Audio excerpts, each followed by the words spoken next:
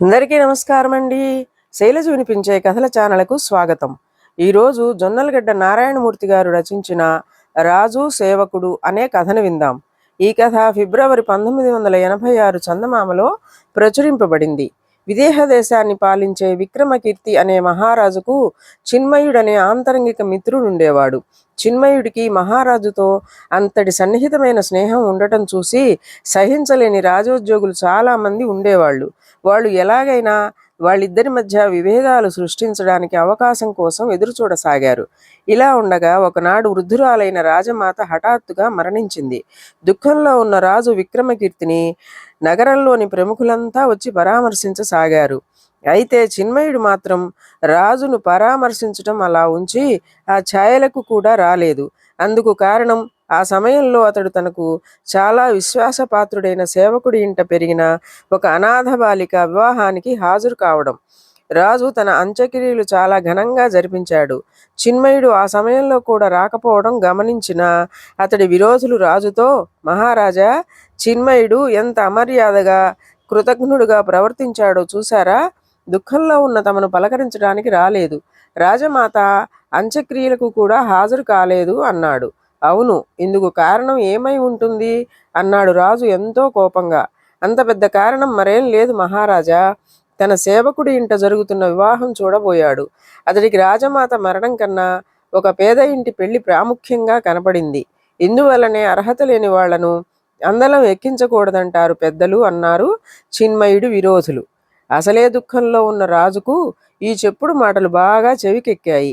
ఆయన పట్టరాని కోపంతో భటులను పిలిచి, మీరు వెంటనే పోయి ఆ పొగరుబోతు కృతజ్ఞుడు చిన్మయుణ్ణి పట్టి బంధించి కారాగారంలో వేయండి ఆజ్ఞాపించాడు.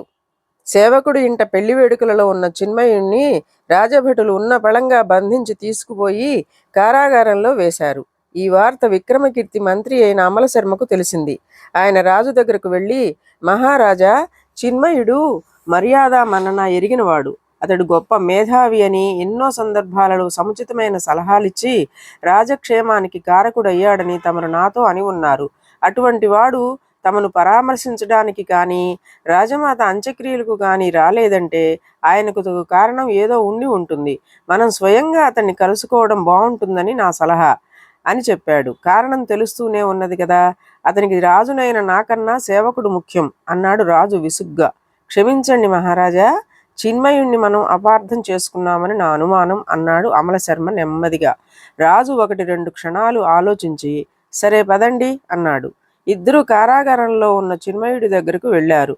రాజు అతడి కేసి తీవ్రంగా చూస్తూ, ఎంతో కాలంగా నిన్ను ఆప్తమిత్రుడనుకుని పొరబడ్డాను. తల్లిని పోగొట్టుకుని నేను ఎంతో మనోవేదనలో ఉండగా కనీసం నన్ను పరామర్శించిపోవాలన్న జ్ఞానం కూడా నీకు లేకపోయింది. ఆమె ఆత్మశాంతికి ఎంతో ఘనంగా అంత్యక్రియలు జరిపించాను. దానికి నువ్వు రాలేదు. వీటన్నిటికన్నా నీకు సేవకుడి ఇంటి పెళ్లి అతి ముఖ్యంగా కనపడింది, అవునా అని ప్రశ్నించాడు. ఇందుకు చిన్మయుడు బాధగా, మహారాజా, నన్ను తమరు ఆప్తమిత్రుడు అనుకోవడంలో పొరబడలేదు.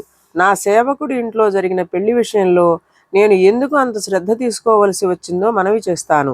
సంతతి లేని ఆ పేదవాడు నా ప్రోత్సాహంతో ఒక అనాథ బాలికను పెంచి పెద్ద చేసి తగిన వరుణ్ణి వెతికి పెళ్లి చేశాడు. ఆ అనాథ బాలిక పెంపకం విషయంలో నా బాధ్యత కొంత ఉన్నది కనుక నేను ఆ పెళ్లి వేడుకలు ముగిసే వరకు అక్కడ ఉండిపోవలసి వచ్చింది. మనిషి మనస్సుకు దుఃఖమో ఆనందమో కలిగించే విషయాలలో రాజు సేవకుడు అన్న తారతమ్యం లేదు. నేను తమను దర్శించిన సానుభూతి తెలపాలనుకుంటూ నా సేవకుడు ఇంటి నుంచి బయలుదేరబోతుండగా భటులు నన్ను బంధించారు అన్నాడు. చిన్మయుడు ఇలా అనగానే విక్రమకీర్తి తన తొందరపాటుకు సిగ్గుపడి, చిన్మయ, సంగతి సందర్భాలు తెలుసుకోకుండా నీ పట్ల కఠినంగా ప్రవర్తించాను. ఇందుకు ముఖ్య కారణం నీవంటే విరోధభావం ఉన్న కొందరు చెప్పుడు మాటలు. పేద పెళ్లి, గొప్ప అంత్యక్రియలు అంటూ నన్ను అపమార్గం తొక్కించిన ఆ అసూయాపరుల్ని తగు విధంగా శిక్షించాలి అంటూ స్వయంగా అతడి సంకెళ్ళు తొలగించి ఆప్యాయంగా కౌగిలించుకున్నాడు. ఇదండి కథ. ఈ కథ మీకు నచ్చినట్లయితే లైక్ చేయండి, షేర్ చేయండి, కామెంట్ చేయండి, సబ్స్క్రైబ్ చేసుకొని నన్ను ఎంకరేజ్ చేయండి. నమస్కారం అండి.